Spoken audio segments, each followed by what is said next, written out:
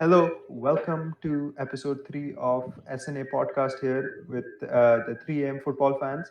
My man Anirudh here as always, and myself Sanil here as well. And today we're going to talk about Manchester United. Of course, we're going to talk about the previous game against Luton, and also look forward to our trip to the Amex as we face Brighton in the Premier League. So Anirudh, tell me, man, how are you feeling after the Luton game? Some positivity in it. Yeah, absolutely, Sanil. First of all, thank you so much for yet another episode that we're going to cover today. And speaking about Luton, I thought we had a lot of we got to take a lot of positives on that game. The Mhm. scoreline is a little flattering given how late we scored during the game, but yeah, we pulled through and on to Brighton at the Amex, which is a pretty tough place to go. And before I dive into talking about Brighton and Amex, I wanted to talk about how smooth some of our players were when we played Luton. 10 changes need not necessarily mean that people have barely played with each other for a long time now. And when it comes to like 10 changes, but then we held our nerve. And credit to Luton, they had like pretty good chances Mhm. and we managed to keep them at bay for the entire 90. So yeah, Yep. it was a positive performance there. Yep. I definitely agree with you, man. I mean, to be fair to Luton, right? They started off the season pretty well, 2 out of 2 in the championship, probably the most competitive league in the world. They're 4 for 4 in all competitions, and credit to them, man. They had a great performance and they held on for a great time.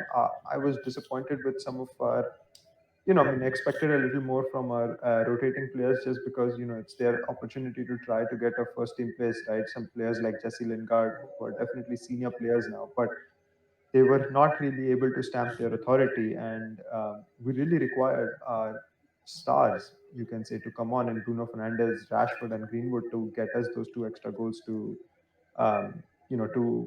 make the scoreline look as 3-0. But like you clearly said before, it is definitely a flattering scoreline. Um, I think one thing you mentioned is there were a few really good performances, and I think the one I really want to highlight in detail is uh, it's a position that has been of discussion at Man United for a long time, and that is the centre back position. And I want to talk about Eric Bailly's performance against Luton. So tell me, man, what do you think about Eric Bailly's performance against Luton? Because I thought he was really solid and he complemented Maguire really well, and his aggressiveness helps us in at centre back. So tell me, man, what do you think about that? Sanil, you kind of read my mind there when you said that he was really good, he was solid. Hmm. That's the thing about Eric Bailly, right? A fully fit Eric Bailly is one of the Hmm. best defenders around. Period. And Hmm. it was there for everyone to see. And I'm not talking only about Luton, right? I'm talking about the games where he Hmm. stepped up to the max that he can. I mean, I'm talking about Chelsea away. It doesn't get any Hmm. bigger than Chelsea away. Hmm. Stamford Bridge, the hostile crowd. Eric Bailly puts in a performance, a man of the match performance, and Hmm. he showed that what, when I'm fully fit, you Hmm. guys can better consider me for a starting berth because Hmm. absolutely, as you said, I agree. He complements Maguire really well. The tough tackling ability and putting your Hmm. body on the line is something that Eric Bailly knows too well, and Hmm. he was 100% encouragement when he was in that squad. The defense looks much more solid. Hmm. And the more give me that commanding feel. And Hmm. I'm yearning for Eric to start against Brighton. I really do. I want him to start against Brighton. And Hmm. mind you, I want to go from Eric to another player who was actually not present in the first game. Van Bissaka, Hmm. he also had a good game. And Hmm. he can put in those challenges that I don't know. I don't think anybody can put those, those long sliding challenges. They He call they call him Spider, innit? So yeah, that's we call him Spider, and I really want him to start against Brighton too. To be honest with Mhm. you, and both of them had pretty good performances against Luton. More so Eric Bailly because it was more Mm-hmm. evident that he was putting those challenges in, he was getting those blocks off, Mm-hmm. holding his own against with Maguire, and to for Ole to come and tell what he's told about Eric, gives him a Mm-hmm. huge confidence boost, a morale boost even. And I Mm-hmm. think give Eric Bailly a string of 15, 20 games, and you'll really see the actual, Mm-hmm. imposing defender that he is. What do you think about that? No, I mean, I definitely agree with you, man. The thing is that we talk about Eric Bailly, right? And he has been at the club for about, what, 4 seasons now. The main problem with Eric Bailly is it's always ifs and buts, right? If Eric Bailly is fit, then he can probably do this. If Eric Bailly is fit, then he can do this. Well, I 100% agree with you, man. I want to see him, take this season by the scruff of the neck, really look out for his fitness. If he is fit for a good 15, 20 games this season, a string of games, like you mentioned, I think that would be a big confidence booster for our defense because I mean, I think I don't have any personal agenda against Victor Lindelof, of course, but I just feel like him and Maguire together are two defenders of the same mold. They both are very similar to each other, whereas Eric Bailly is someone who complements Maguire really well because Bailly is physically very strong. Victor Lindelof's biggest problem is he cannot read an air ball. I mean, we saw it. We saw it on his debut itself when he came on. He cannot read an air ball, man. An air ball comes on, boom, it's behind him. He's done for. Eric Bailly is strong in the air. He's physically imposing.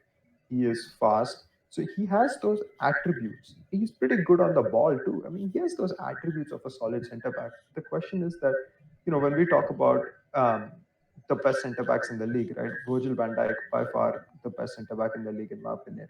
The main thing that strikes Hmm. out is consistency. And Right. Eric Bailly does not have consistency because of his injuries. His recurring injuries, if they come to a halt, then yes, I think he would be a great asset to the team. He can be a very good partner for Harry Maguire. I just want to sit here at one point, in late in the season and go like, you know what? If it wasn't just ifs and buts, Eric Bailly can actually do it. And special shout out to Aaron Wan Bissaka as well, like you mentioned. I mean, he is our first choice right back by a mile. I don't think any player we have in our squad at right back can do what Wan Bissaka does. So, I agree with you, man. Eric Bailly and Wan Bissaka are definitely in strong contention to start against Brighton, in my opinion. So, I mean, that I think though they bring that stability in our defense and they give confidence to Hmm. the other defenders around them as well. Absolutely. And I wanted to add, we spoke about Matic. We keep speaking about Matic time and again. When Matic Hmm. pulls out a performance, right? Hmm. On his day, Matic is unbelievable, man. Hmm. Right? And I remember you saying, some time ago that you wanted Matic to start against Brighton. Hmm. What are your thoughts on Matic starting against Brighton and why he might be the key component in the Hmm. machine? So, man, I really think that Nemanja Matic brings something in that midfield that none of our midfielders actually do, which is saying something considering that we have a pretty good midfield personnel.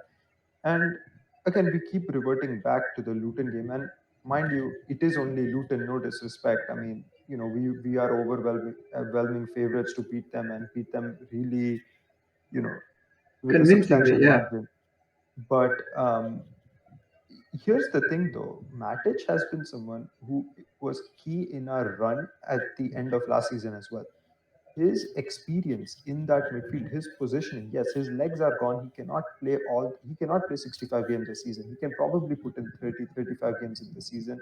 He's not as fast as your other midfielders, but his experience, his reading of the game, we Manchester United does not have a player in that holding midfield position who can do what Matic does, in my opinion. And he brings that sense of confidence to the attacking players who know that if they lose the ball, they have someone like Matic behind them who's going to clean up for them.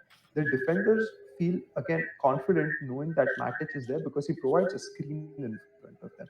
I just feel that he brings a really good He gives a confidence boost to the players around him as well, which is why I personally think that Matic is a very, very important member of that squad, and I definitely feel that he is someone who needs to be starting against Brighton, especially considering how desperately we need a win.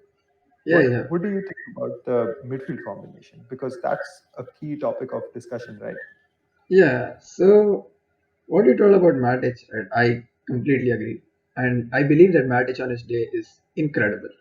You know, Hmm. he can chip in with the odd goals and spectacular ones too. You know, Hmm. those volleys and then those breakup plays. You know, remember those 40-yard passes that he hits with his left foot. You know, Well, there's and just sorry to interrupt you, man, but just because you mentioned that left foot pass, if you remember that Bruno Fernandes counter-attacking goal against Brighton, yeah, the second one that he finishes on the volley, it is actually Matic who takes plays it that on his chest diagonal, in right? midfield and left puts it out to Greenwood to make that run. So definitely, man, I agree with you Yeah, 100%. and I think considering what all has been spoken about Matic, yeah, he might not have the legs. He's on the Hmm. older side now, but Hmm. his game reading and his experience, as you mentioned, I agree. Hmm. There's nobody in that mold who has that experience quite like Hmm. Matic does, and the sense of security. And for a person like, for example, Eric Bailly, who's going to come into the team, Hmm. if he has same Matic in front of him, Hmm. it gives him that extra confidence. Is what I would feel. And the selection, though, it's going to be a dilemma, isn't it? We have Bruno, we have Donny, who's played really well. Like 2 games, he's been brilliant on the ball movement, off the ball movement. You have Hmm. Paul, and it's essentially 3 people fighting out for 2 places. And you would Hmm. think that Bruno is a sure starter, right? Yes, yes, And I think Bruno is a sure starter. and that's where the dilemma strikes, where you have Hmm. Bruno, who's a sure starter, and then you have Paul, who Hmm. on his day is absolutely unplayable, Hmm. right? Hmm. You can't play against him. And you have Right. Donny, I. who's been sensational since he's coming, Hmm. right? So you have 3 people for 2 places, in which Hmm. one I think is guaranteed. So that leaves Paul and Donny to fight for that one place. Hmm. Unless we're gonna put Donny as a holder and putting Paul with Bruno, which Hmm. I think is devastating to say the least. But Paul's just coming back from COVID, Hmm. and so I think that and if you remove Donny, right, you just put Donny on the bench. Let's assume, right, Ole puts Hmm. Donny on the bench and he starts Paul and Bruno. Right, that Hmm. one slot in midfield Hmm. is going to go either to McTominay or Fred or to Matic. Right. There are no second thoughts about it. Right. Are And we going the to thing start about that. McTominay because we started him against you know um, Crystal Palace? He Hmm. didn't have a bad game. The squad did. All the players had an average game, below average game, Right. right? Should we bench McTominay and start Matic? I think Matic is a perfect fit for Brighton, given the way they play and how they operate. Right. Fred's done well in the weekend. He, Right. he, he And played well against Luton. right.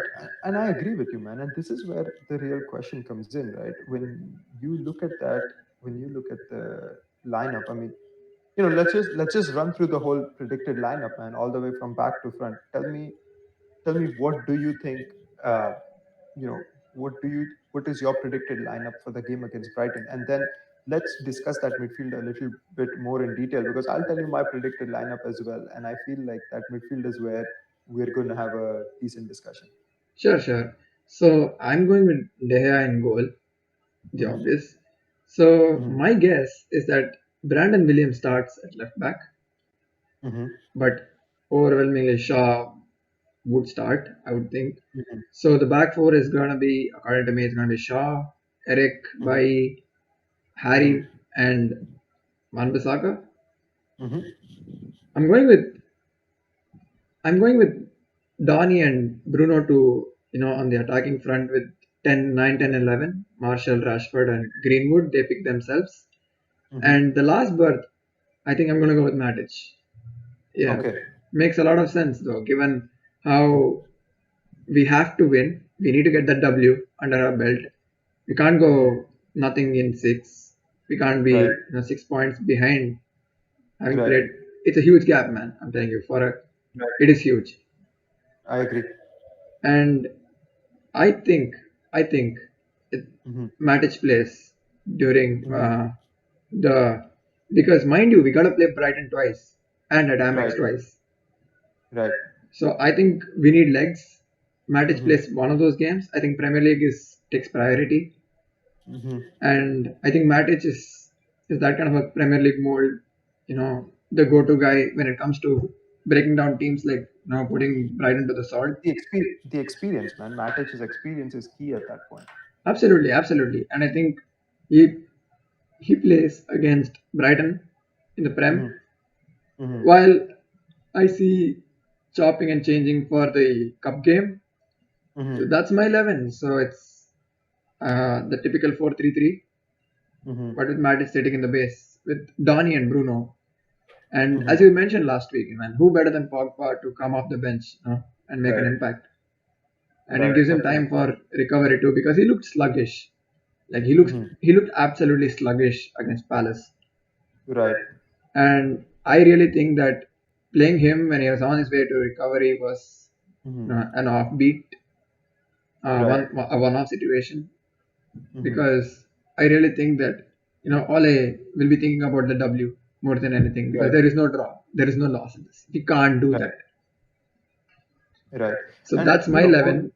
What about you? What do you think about the 11? What do you think? Who do you think is going to start? so So again, in my opinion, I mean, goalkeeper situation has been a big discussion at Man United, but again, clearly David De Gea starts in the Premier League, in my opinion.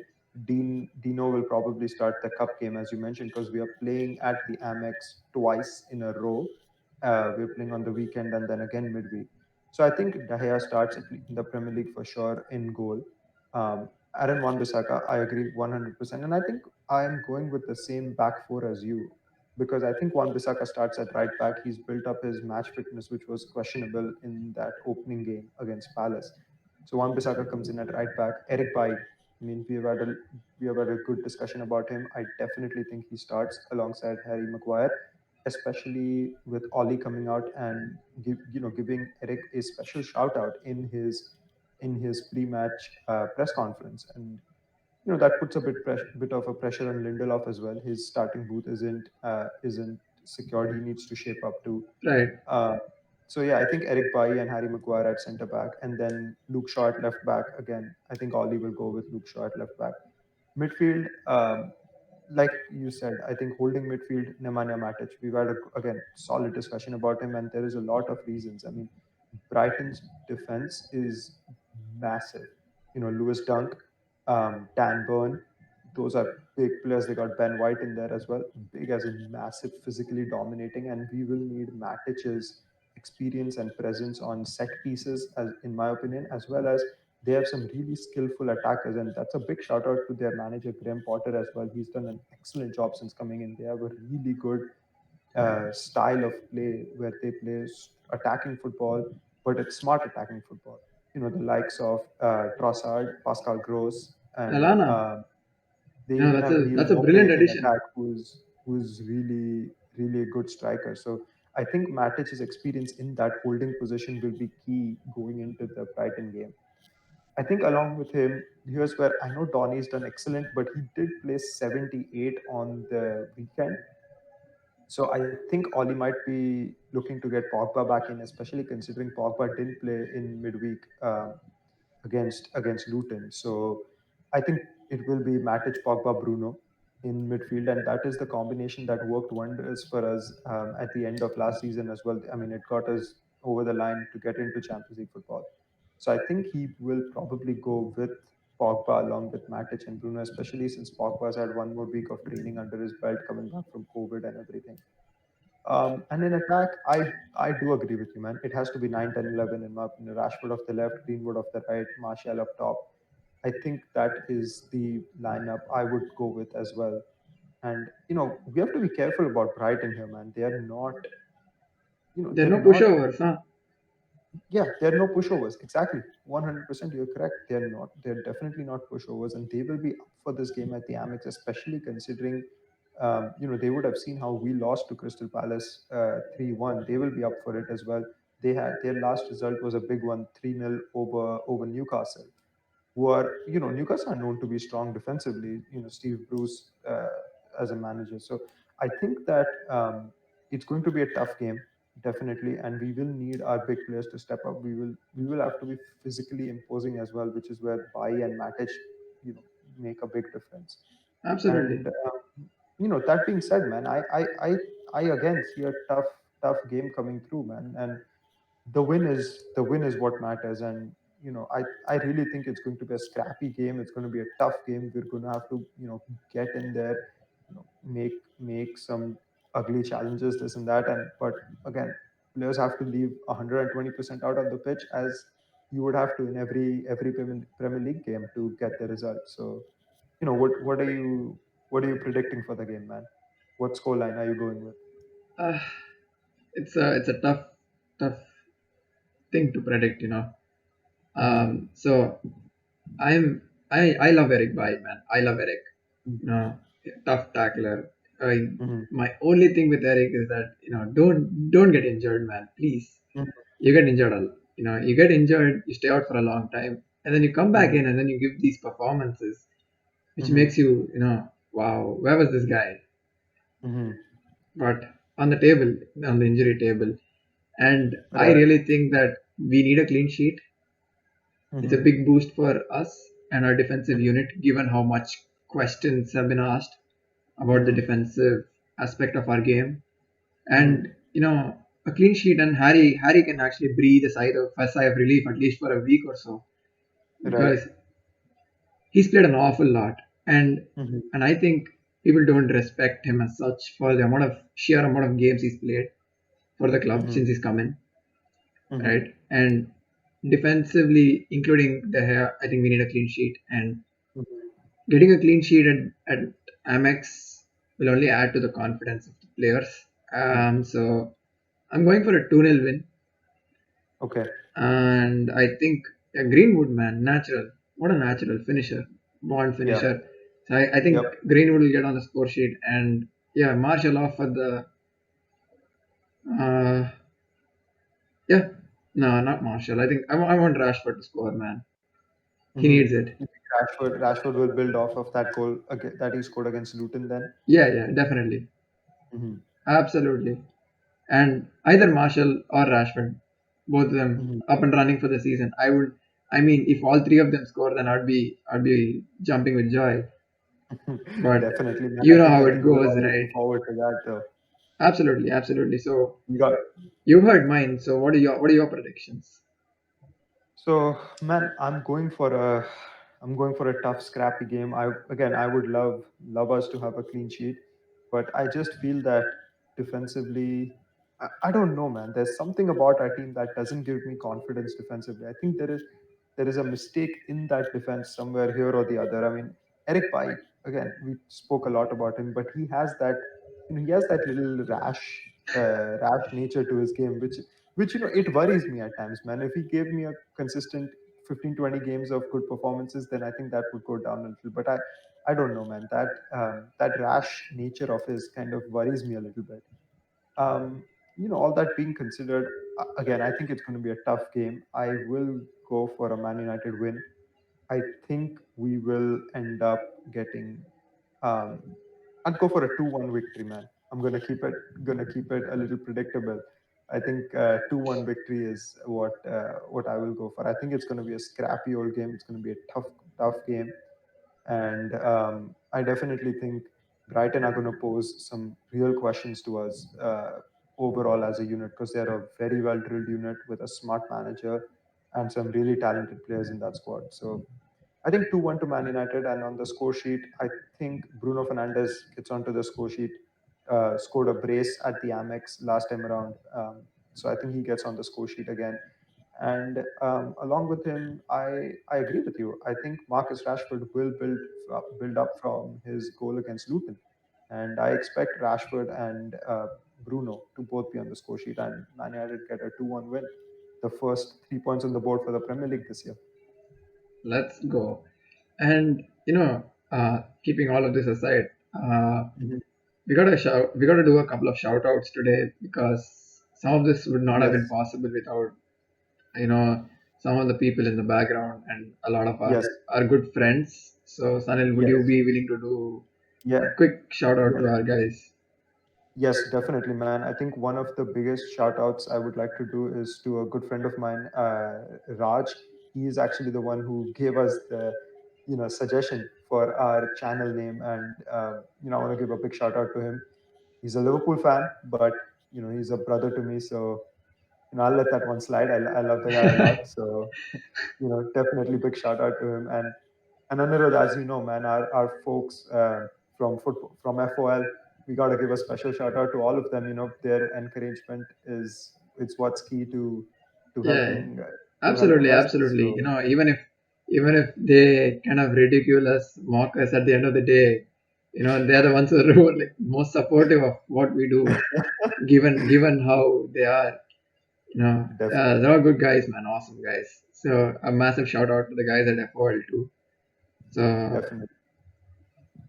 Definitely, man. And I think that covers everything we have for this episode 3 of SnA Podcast from the 3 a.m. football fans. And man, I'm pumped going into this Brighton game. The Luton game gave me a little bit of confidence. I was really down after the Palace game, and the transfer window hasn't changed much, man. So you know what? I just want to get that win on the board, get some confidence going, get the boys. I just want to get behind them, man. I want to chant for 90 minutes, get behind them, and you know what? Come on, United. Let's do it. Let's get the win. Come on, United. Come on. it's all about the W.